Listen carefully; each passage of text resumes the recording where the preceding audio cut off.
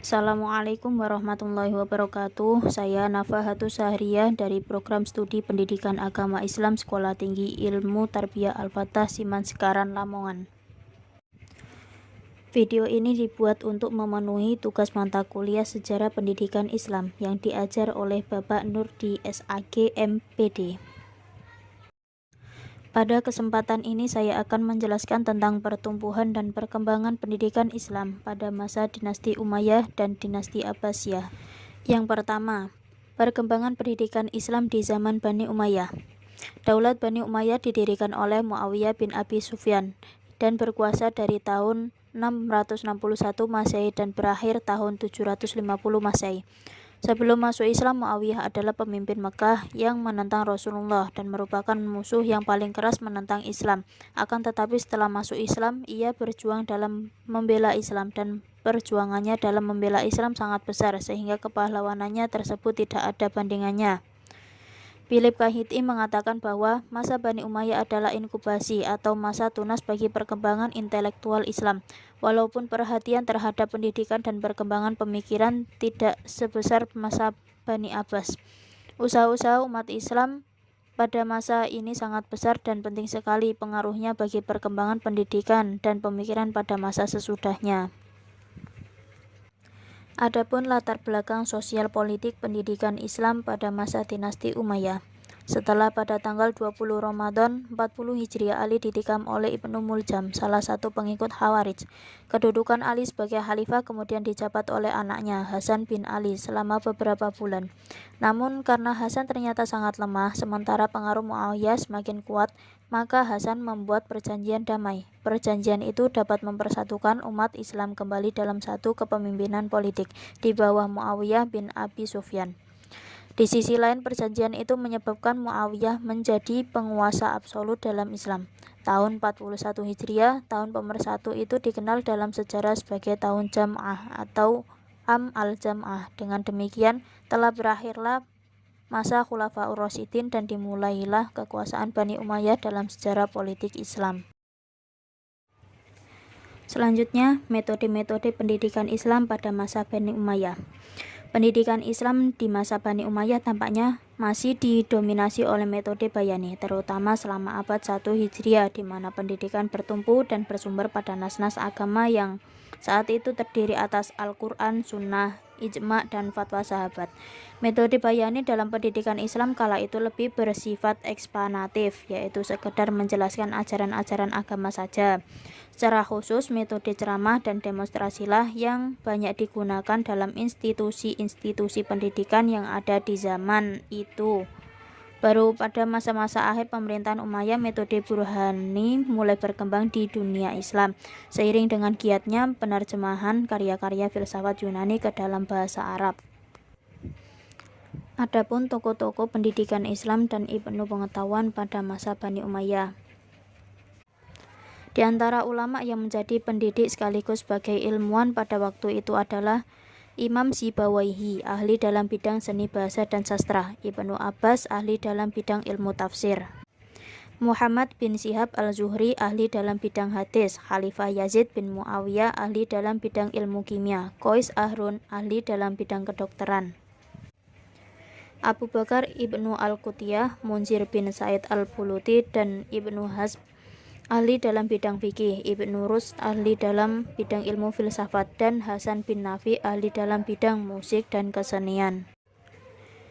Yang kedua, pertumbuhan dan perkembangan pendidikan Islam pada masa dinasti Abbasiyah. Kekuasaan dinasti Bani Abbasiyah ini merupakan kelanjutan dari kekuasaan dinasti Bani Umayyah. Popularitas Daulah Abbasiyah mencapai puncaknya di zaman Khalifah Harun ar-Rasyid pada tahun 786 sampai 809 Masehi dan putranya Al-Ma'mun pada tahun 813 sampai 833 Masehi. Harun al-Rasyid adalah figur khalifah saleh, ahli ibadah, senang bersedekah, sangat mencintai ilmu sekaligus mencintai para ulama. Pada masa pemerintahannya dilakukan sebuah gerakan penerjemahan berbagai buku Yunani dengan mengkaji para penerjemah dari golongan Kristen dan penganut agama lainnya yang ahli. Ia juga banyak mendirikan sekolah yang salah satu karya bersama adalah pembangunan Baitul Hikmah sebagai pusat penerjemah yang berfungsi sebagai perguruan tinggi dengan perpustakaan yang besar. Perpustakaan pada masa itu lebih merupakan sebuah universitas karena di samping terdapat kitab-kitab, di sana orang juga dapat membaca, menulis, dan berdiskusi. Selanjutnya, latar belakang sosial politik kemajuan pendidikan Islam pada masa dinasti Abbasiyah. Secara politis, para khalifah betul-betul tokoh yang kuat dan merupakan pusat kekuasaan politik dan agama sekaligus. Di sisi lain, kemakmuran masyarakat mencapai tingkat tertinggi. Periode keemasan dan kejayaan atau kemajuan pendidikan Islam terjadi pada masa dinasti Abbasiyah ataupun pada masa dinasti Umayyah di Spanyol. Dikatakan bahwa pada periode ini daerah kekuasaan Islam sudah meluas mulai dari India dan Asia Tengah sampai ke Spanyol dan Maroko. Kebudayaan dan peradaban mengalami kemajuan pesat dalam segala bidang, terutama dalam bidang administrasi pemerintah, ekonomi, pendidikan, dan ilmiah. Pada masa itu, puncak kejayaan pendidikan Islam dimulai dengan berkembang luasnya lembaga-lembaga pendidikan Islam dan madrasah-madrasah formal di berbagai pusat kebudayaan Islam. Hal ini dipengaruhi oleh jiwa dan semangat kaum muslimin pada waktu itu yang sangat dalam penghayatan dan pengamalannya terhadap ajaran Islam. Sebelum timbulnya sekolah dan universitas yang kemudian dikenal dengan pendidikan formal, dalam dunia Islam sebenarnya telah berkembang lembaga-lembaga pendidikan Islam bersifat non-formal seperti kota sebagai lembaga pendidikan dasar, pendidikan rendah di istana, toko-toko kitab, masjid, dan lain-lain. Adapun faktor-faktor yang mempengaruhi perkembangan Daulah Abbasiyah. Faktor utama yang mempengaruhi kemajuan pendidikan Islam adalah sebagai berikut. 1. Berdirinya sekolah-sekolah. 2. Terjadinya asimilasi antara bangsa Arab dengan bangsa-bangsa lain yang lebih dahulu mengalami perkembangan dalam bidang ilmu pengetahuan. 3. Pengaruh Persia. Bangsa Persia banyak berjasa dalam perkembangan ilmu filsafat dan sastra. 4. Pengaruh India terlihat dalam bidang kedokteran, ilmu matematika, dan ekonomi. Yang kelima, pengaruh Yunani masuk melalui terjemahan dalam banyak bidang ilmu terutama filsafat, dan juga tidak bisa dilupakan gerakan raksasa untuk menerjemahkan ilmu-ilmu Yunani dan buku-bukunya ke dalam bahasa Arab. Selain itu, ada juga faktor yang saling mempengaruhi perkembangan tersebut, yaitu 1. Faktor internal, yaitu pembawaan dan ajaran Islam itu tersendiri. Yang kedua, faktor eksternal, yaitu rangsangan dan tantangan dari luar. Selanjutnya, metode pendidikan pada masa dinasti Abbasiyah. Pada masa dinasti Abbasiyah, metode pendidikan atau pengajaran yang digunakan dapat dikelompokkan menjadi 4 macam, yaitu yang pertama metode lisan, yang kedua metode ceramah, yang ketiga metode menghafal, yang keempat metode tulisan.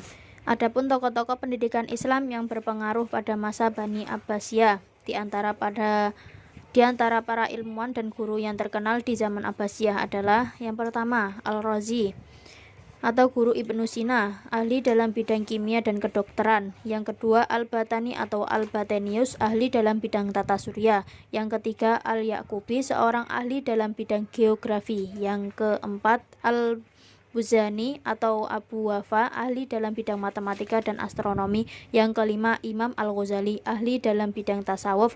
Yang keenam Ibnu Rushd, ahli dalam bidang filsafat dan kedokteran. Dan yang ketujuh Ibnu Khaldun, ahli dalam bidang sosiologi.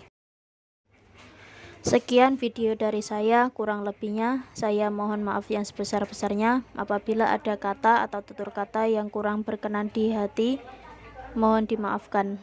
Sekian, wassalamualaikum warahmatullahi wabarakatuh.